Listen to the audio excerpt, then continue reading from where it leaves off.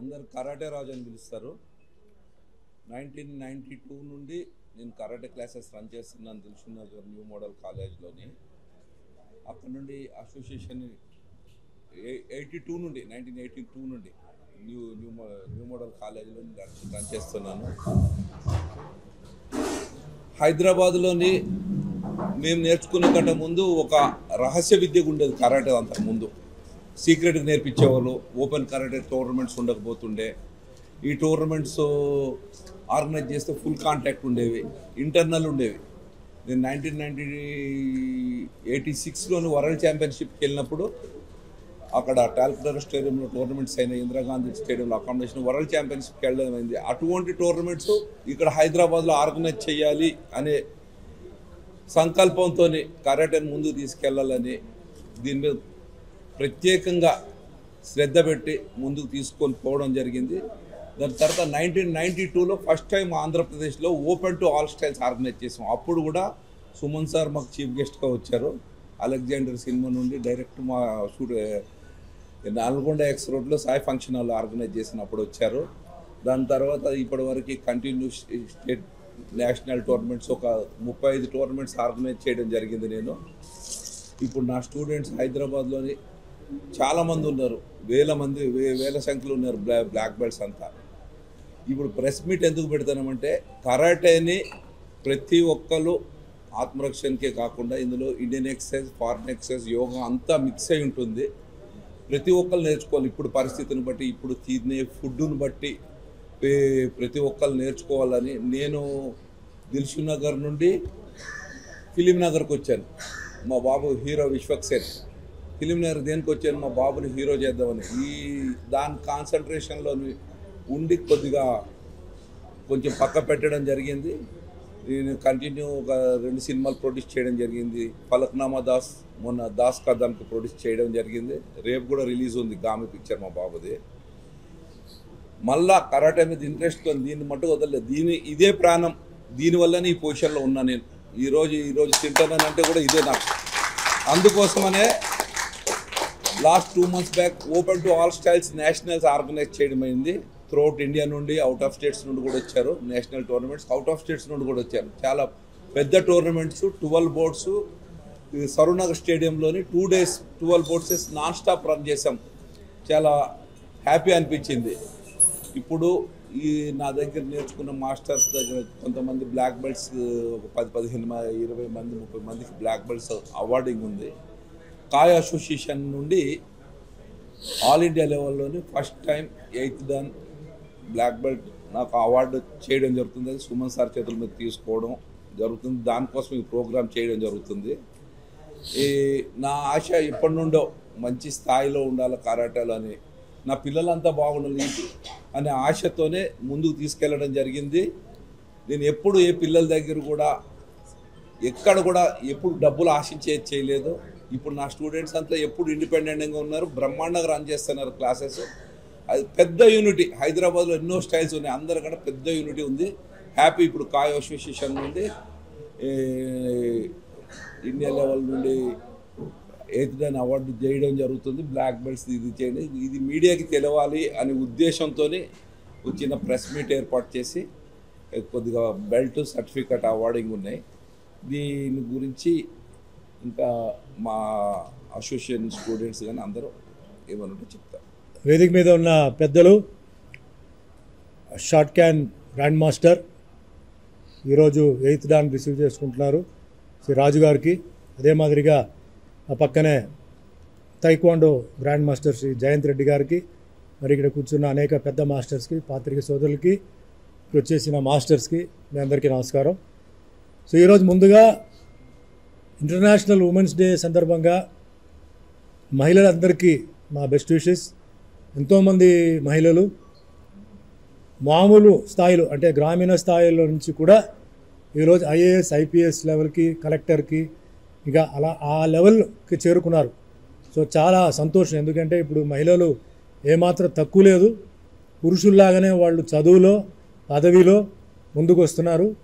అదే మాదిరిగా మన దేశాన్ని కాపాడుతున్న ఆర్మీ, నేవీ, ఎయిర్ ఫోర్స్లో కూడా జాయిన్ అవుతున్నారు, పోలీస్ కాకుండా. దేశ రక్షణ విషయంలో కూడా వాళ్ళు ఎంటర్ అవడం నిజంగా అది చాలా గొప్ప విషయం. ఎందుకంటే అఫీషియల్గా ఉండడం వేరే, ప్రాక్టికల్గా వెళ్ళిపోయి ఇలాంటి ఒక అఫీషియల్గా ఉండడం అనేది చాలా గ్రేట్. సో వాళ్ళకి అలాగే మీరు మిగతా విషయాల్లో అంటే ఆఫీసెస్లో బిజినెస్లో కూడా ఒకప్పుడు బిజినెస్ మ్యాన్ అని చెప్పేవారు, ఇప్పుడు బిజినెస్ ఉమెన్ అని వస్తుంది. చాలామంది CEO డైరెక్టర్స్ అందరూ మహిళలు అయిపోయారు. సో అందరూ ఇలాగే డెవలప్ అవ్వాలి. సో ఈరోజు ఈ ఇంటర్నేషనల్ ఉమెన్స్ డే సందర్భంగా జస్ట్ ఇప్పుడే నేను మా సెన్సై నరేందర్ ద్వారా మహిళలకి ఒక ప్రోగ్రాం చేశాను. ఆ ప్రోగ్రాంలో నేను ముఖ్యంగా చెప్పింది ఏంటంటే భారతదేశం గురించి మాట్లాడదాం, మనకి ప్రపంచంలో గురించి తర్వాత మాట్లాడదాం.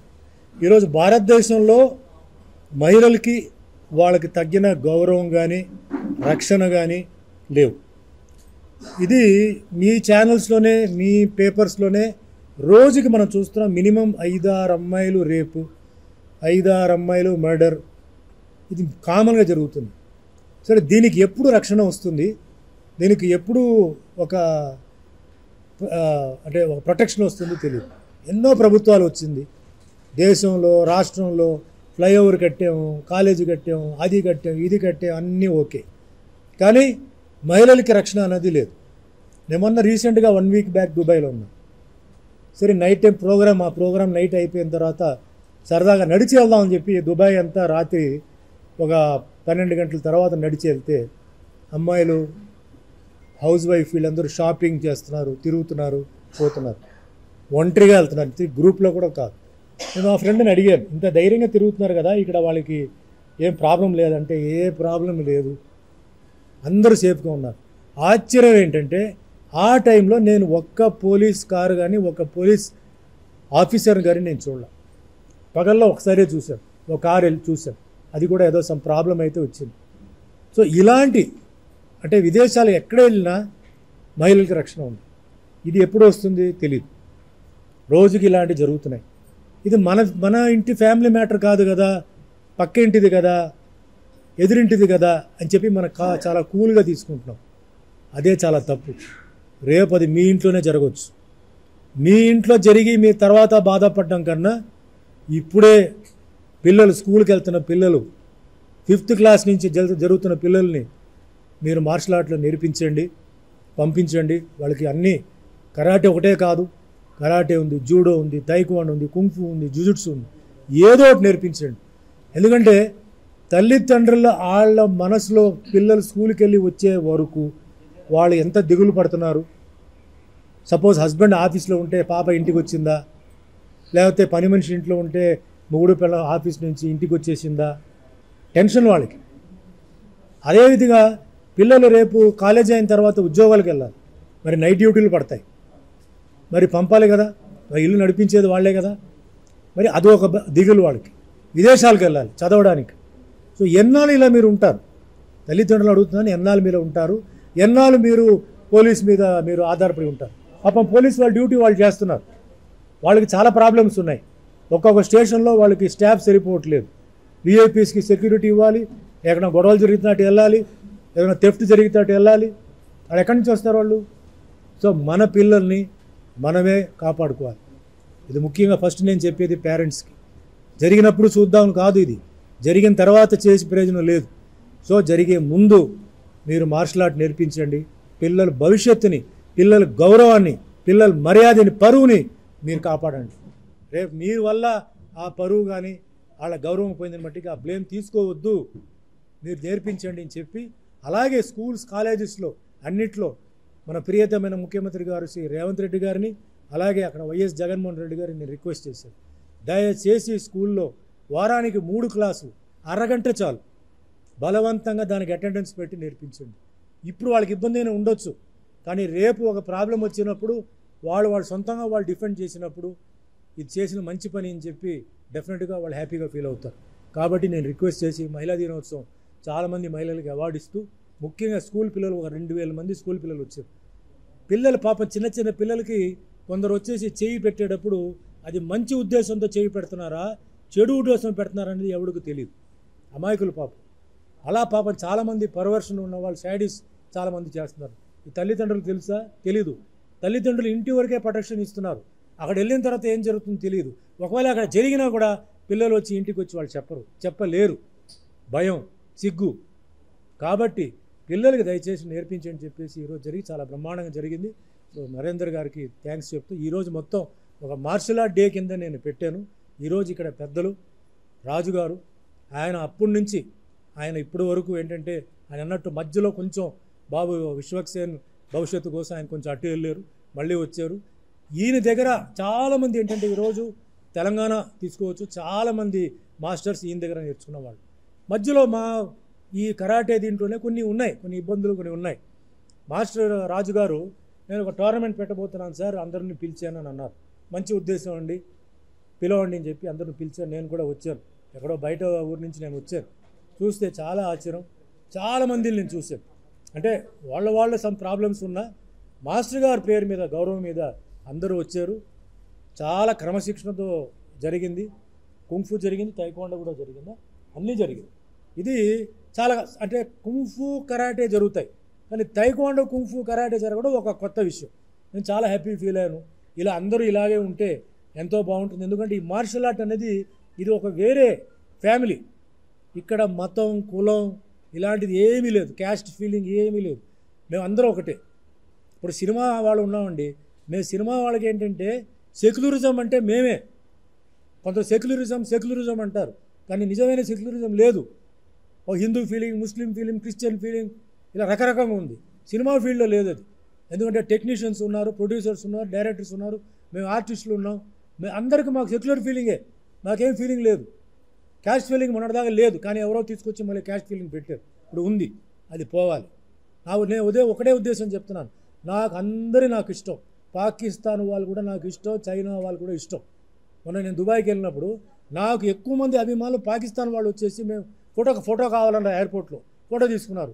Sir where are you coming from? I'm from Pakistan అన్నాడు. Sir how do you know me అన్నాడు. Sir we're seeing all your movies, all are coming dub down, we love your movies అని చెప్పి పేర్లు చెప్తున్నాడు. అంత అభిమానం వాళ్ళకు ఉన్నప్పుడు మనం ఎందుకండి వాళ్ళ మీద వ్యతిరేకంగా ఉండాలి? ఉన్నారు కొందరు, ఎవరైతే ఈ దేశ విరోధిలో ఉన్నారో వాళ్ళకి ఎట్లా పాఠాలు నేర్పించాలో వాళ్ళకి అట్లా నేర్పించాలి. చైనా వాడైనా సరే, పాకిస్తాన్ అయినా సరే. కానీ లేని వాడికి ఎందుకు? భారతదేశంలో అందరూ మంచివాళ్ళ, చెడ్డవాళ్ళు లేరా? భారతదేశంలో తింటూ భారతదేశం మీదే రాళ్ళు విసిరే వాళ్ళు ఉన్నారు. అలాంటి వాళ్ళని మనం వదులుకోకూడదు. మనం అందరూ బాగుండాలి, అప్పుడే ప్రపంచం ముందుకెళ్తుంది. గుర్తుపెట్టుకోండి, ఈరోజు ఇండియా చుట్టూ, మ్యాప్ చుట్టూ ఇజ్రాయెల్, ఉక్రెయిన్ అన్ని చోట్లలో గొడవలు జరుగుతున్నాయి. రేపు భవిష్యత్తులో భారతదేశానికి ఏమవుతుందో తెలియదు, జరగకూడదు. జరిగే ముందు మన అందరూ తయారుగా ఉండాలి. మిలిటరీ ఉంది, పోలీసు ఉంది, వాళ్ళు ఉన్నారు, వీళ్ళు ఉన్నారు కాదు. ఎవరూ కాపాడొద్దు. మీరు మీ ఫ్యామిలీని కాపాడండి, మీరు మీ తల్లిదండ్రులను కాపాడండి, మీ భార్యను కాపాడండి, మీ పిల్లల్ని కాపాడండి. తర్వాత రాష్ట్రం, దేశం చూసుకుందాం. అందుకు మనందరూ రెడీ అవ్వాలి. మనం ఫిట్గా ఉండాలి, మెంటల్ ఫిట్గా ఉండాలి, ఫిజికల్ ఫిట్గా ఉండాలి. మన దేశం, మనం ఇక్కడ ఉంటున్నాం, బ్రతుకుతున్నాం, ఇది మన ఊరిది, ఆ ఫీలింగ్ రావాలి. చాలామంది మనం భారతదేశంలో ఉంటూ ఎందుకు ఇక్కడ రాష్ట్రంలో ఉంటూ రాష్ట్రం గురించి చెడు చెప్పడం, రాష్ట్రం గురించి బ్యాడ్ చేయడం, బయటికి వెళ్తే తెలుస్తుంది వాళ్ళకి. ఒక్కొక్కరు ఎట్లా వాళ్ళ దేశాన్ని వాళ్ళు ప్రేమిస్తున్నారు, అభిమానిస్తున్నారు, వాళ్ళ జాతిని కానీ వాళ్ళది ఎట్లా, ఆ విధంగా మనకు రావాలి. సో నేను చెప్పేది ఏంటంటే, నాకు తెలిసిన వరకు సినిమా ఫీల్డ్, నెక్స్ట్ స్పోర్ట్స్, కొంచెం సెక్యులరిజం, దాని తర్వాత మా కరాటేలో మేము మ్యాక్సిమం ఏంటంటే అలాంటి వాటికి మేము చోటు ఇవ్వం. అప్పర్ క్యాస్ట్, లోవర్ క్యాస్ట్, కాపు, కమ్మ, రెడ్డి అవన్నీ ఏమీ లేదు. హిందూ, ముస్లిం, క్రిస్టియన్ అందరం మేము ఒకటే, కలిసి ఉంటాం. మేము we are proving what is secularism. We are proving, political parties చెప్పడం కాదు, వీఆర్ ప్రూవింగ్ వీఆర్ సెక్యులర్. ఇంతమంది ఉన్నారు, నాకు ఎంతోమంది, నేను ఒక్కడనే కొడుకు, కానీ ఈరోజు నాకు సంతోషం ఏంటంటే అన్న, తమ్ముళ్ళు, అక్క, చెల్లులు నాకు ఇక్కడ ఫ్యామిలీ లాగా నాకు ఉన్నారు. సో వాళ్ళ కోసం నేను ప్రాణమైన ఇస్తాను చెప్పాను. ఈరోజు కూడా చెప్తున్నాను, ఏ కరాటే ప్రోగ్రామ్కి వెళ్ళినా ఒక్క నయా పైసా కూడా నేను తీసుకోవట్లేదు. కావాలంటే ఎవరైనా కావాలంటే అడగండి, ఓన్లీ అప్ అండ్ డౌన్. ఎందుకంటే నా ఏ ఊరు ఎంత దూరం తెలియదు, కారు, ట్రైనో, ఫ్లైటో అక్కడ ఉండడానికి నాకు ప్లేస్. ఎందుకంటే 1970 అంటే చిన్నప్పుడు 11 ఇయర్స్ నుంచి నేర్చుకున్నాను. చాలా అంటే సీనియర్ 75 వచ్చిన తర్వాత నేను కూడా మాస్టర్ అయ్యాను, నేను కూడా క్లాసులు తీశాను. ఒక కరాటే మాస్టర్ అంటే ఎంత కష్టం ఉంది, దాని మీద ఆధారపడే వాళ్ళకి, వేరే ఏది కాకుండా దాని మీద ఆధారపడే వాళ్ళకి ఎంత కష్టం ఉంది నాకు తెలుసు. దాని తర్వాత నేను యాక్టర్ అయ్యాను. ఎలా అయ్యాను? కరాటే వల్ల అయ్యాను. అందుకే కరాటే అంటే నాకు అంత గౌరవం, మర్యాద, నా దేవుడు. ఏమీ తెలియదు. సుమన్ యాక్టరే కాదు, Suman doesn't know acting, only విగ్రహం, పర్సనాలిటీ, కరాటే. కరాటేని చూసి తమిళ్ ఫీల్డ్లో నా 1977లో నన్ను ఒక ప్రొడ్యూసర్ రామన్న ఆఫర్ ఇచ్చి ఓన్లీ ఫైట్స్, నా first film swimming pool only 7 fights కోసం ఆడింది సినిమా. కరాటే ఫైట్ వచ్చింది, ఎవడో అతను కరాటే అంటే బ్రూస్లీ అక్కడ ఎంటర్ ది డ్రాగన్ రిలీజ్ అయిన తర్వాత చేశారని చెప్పి అక్కడి నుంచి నాకు లైఫ్ స్టార్ట్ అయింది. దాని తర్వాత నేను యాక్టింగ్ నేర్చుకొని, డాన్స్ నేర్చుకొని, కింద మీద పడి ఈరోజు ఉన్నాను. ఇంకో ముఖ్యమైన విషయం అండి, ఈ కరాటే వల్ల ఏంటంటే మానసిక ధైర్యం. ఎందుకంటే మేము కుమితే అంటాం, ఈ కుమితేలో స్పారింగ్ చేసినప్పుడు 3 నిమిషాల్లో ఈరోజు నేను కింద పడిపోవచ్చు, రేపు ఇంకొకరు కింద పడతాను, అంటే నా ఒపోనెంట్. ఇట్లా కింద మీద పడి ఈరోజు జీవితంలో ఎన్నోసార్లు నేను కింద మీద పడినా నాలో ఏ మార్పు లేదు. ఎన్ని ఇబ్బందులు, ఎన్ని ఇన్సల్ట్, ఎన్ని ఛాలెంజెస్, ఎన్ని క్యారెక్టర్ అసాసినేషను, ఎన్ని వర్స్ట్ అవమానాలు జరిగినా తట్టుకొని ఈరోజు నా పేరు నేను నిలబడ్డానంటే నా అభిమానులు, ఆ దేవుడు, మా తల్లిదండ్రుల ఆశీర్వాదాలతో కరాటే వల్ల నేను ఈరోజు నిలబడగలిగాను. ఈ విషయం నేను ప్రతి ఒక్కరికి, ఇప్పుడున్న యూత్కి, ఎందుకంటే ఏమాత్రం చిన్న వస్తే డిప్రెషన్, డ్రగ్స్, డ్రింక్స్లు పోతున్నారు. ఏంటి స్ట్రెస్ మీకు? నేను పడిన స్ట్రెస్సా? మీ స్ట్రెస్ ఏంటి? ఎంత స్ట్రెస్ పడినా అందరికీ తెలుసు. ఆ టైంలో అంత స్ట్రెస్ని నేను ఓవర్కమ్ చేసి ఈరోజు బయటకు వచ్చి మళ్ళీ నేను సినిమాలు చేసి ఈరోజు దేవుడి దయ, ఇంక్లూడింగ్ మీ ప్రెస్ వాళ్ళు, మీరందరూ నాకు హెల్ప్ చేశారు. I'm touching 800 films in 10 languages, 100 films in Telugu as a hero. నేను గర్వంగా చెప్తాను, ఎందుకంటే నాకు భగవంతుడు ఆ శక్తి ఇచ్చాడు, ఎనర్జీ, ఇప్పుడు వరకు నా ఎనర్జీ ఇచ్చాడు. నా ఆరోగ్యానికి ఏ ఇబ్బంది పెట్టల, చిన్న వచ్చింది కానీ నాకు ఇప్పుడు వరకు ఏమి ఇవ్వలే. కరాటే ఎక్సర్సైజు, ఆ విజన్, నాకు కొంచెం బుద్ధిజం, కర్మ సిద్ధాంతం, మా మాస్టర్ మాకు బుద్ధిజం నేర్పించారు. ఎవడు చెడు నీకు చేస్తాడో వాడికి చెడు జరుగుతాయి, నువ్వేం చెప్పొద్దు. Who are you?